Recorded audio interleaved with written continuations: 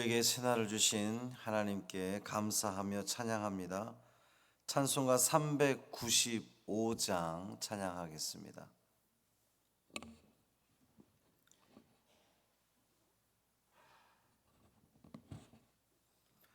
찬송 395장 자비하신 예수여 찬양함으로 새벽 기도회를 시작하겠습니다. 자비하신 예수여 내가 사람 가운데 의지할이 없으니 슬픈 자가 됩니다. 마음 심히 어두니 밝게 하여 주소서. 나를 보호하시고 항상 인도하소서. 죄를 지은 까닭에 나의 마음이 곤하니 용서하여 주시고 쉬게 하여 주소서. 천국 가고 싶으나 나의 공로 없으니 예수 공로 힘입어 천국 가게 하소서. 허락하심 이루어 사랑 항상 있도다. 모두 이뤄 주심을 나는 믿사옵니다. 구주밖에 누구를 달리 찾아보리요. 복과 영생 예수니 더 원할 것 없도다. 거룩하신 구주여 피로 날 사셨으니 어찌 감사하온지 말로 할 수 없도다. 주의 귀한 영상을 나도 입게 하시고 하늘 날아가서도 사랑하게 하소서. 아멘.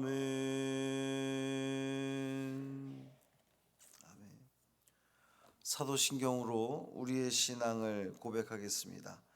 전능하사 천지를 만드신 하나님 아버지를 내가 믿사오며 그 외아들 우리 주 예수 그리스도를 믿사오니 이는 성령으로 잉태하사 동정녀 마리아에게 나시고 본디오 빌라도에게 고난을 받으사 십자가에 못 박혀 죽으시고 장사한 지 사흘 만에 죽은 자 가운데서 다시 살아나시며 하늘에 오르사 전능하신 하나님 우편에 앉아 계시다가 저리로서 산 자와 죽은 자를 심판하러 오시리라.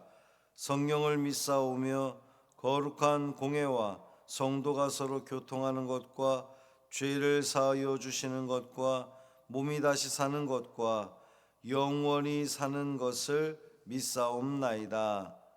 아멘. 이사야 53장 4절부터 6절까지 말씀입니다.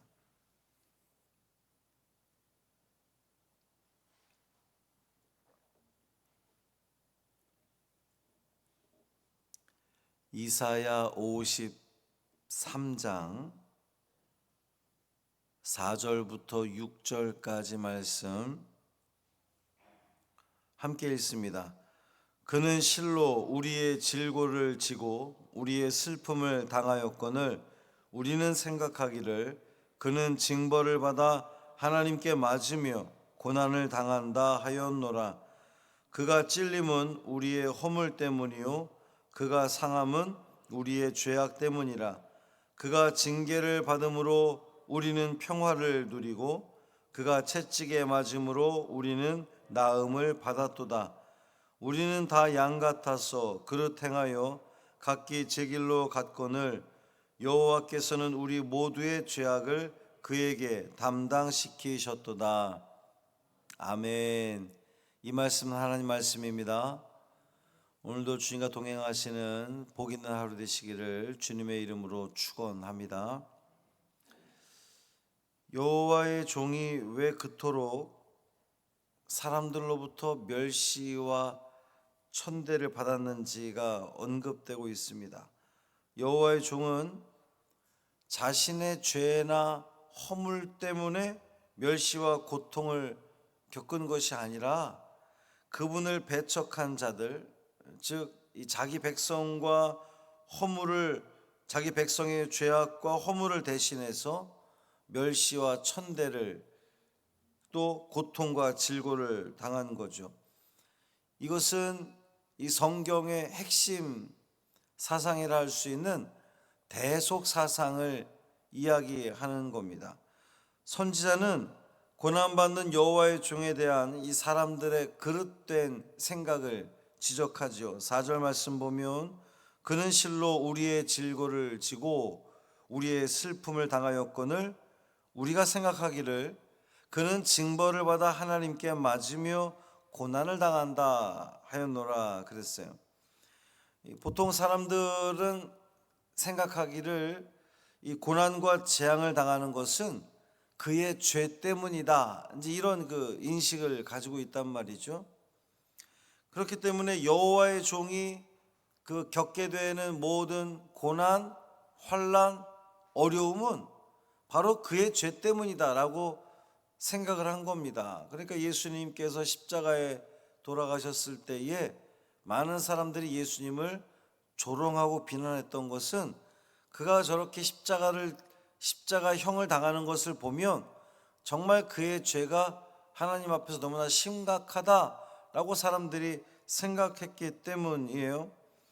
여호와의 종에 대해서 그릇된 생각을 가졌던 사람들은 또한 그릇된 상태에 빠져 있었습니다. 그들은 마치 목자를 떠나 길을 잃고 방황하는 양과 같았다 그랬어요.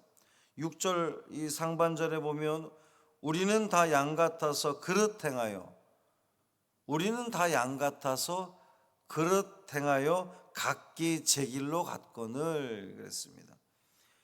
이 목자를 떠나서 길을 잃고 방황하는 그들의 운명은, 목자 잃은 양이 결국 목자를 잃은 양의 종말은 어떻게 되겠습니까?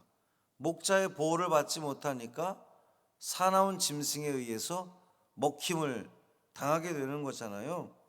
마찬가지로 목자를 떠나 길을 잃고 방황하는 이들은 사탄의 먹이가 되어서 사탄에게 삼킬음을 당할 수밖에 없는 거거든요. 하나님께서는 목자 없이 광야에서 길을 잃은 채 이 헤매고 있는 인생들을 그냥 내버려 두지 않으신다는 겁니다. 6절 하반절에 보면 여호와께서는 우리 모두의 죄악을 그에게 담당시키셨도다 그랬어요. 하나님은 당신의 종을 목자로 보내셔서 그에게 이 인류 구속의 무거운 짐을 대신 지도록 하게 하셨습니다. 하나님은 모든 인생들의 이 죄와 허물을 당신의 종, 즉 메시아에게 담당시키신 거예요.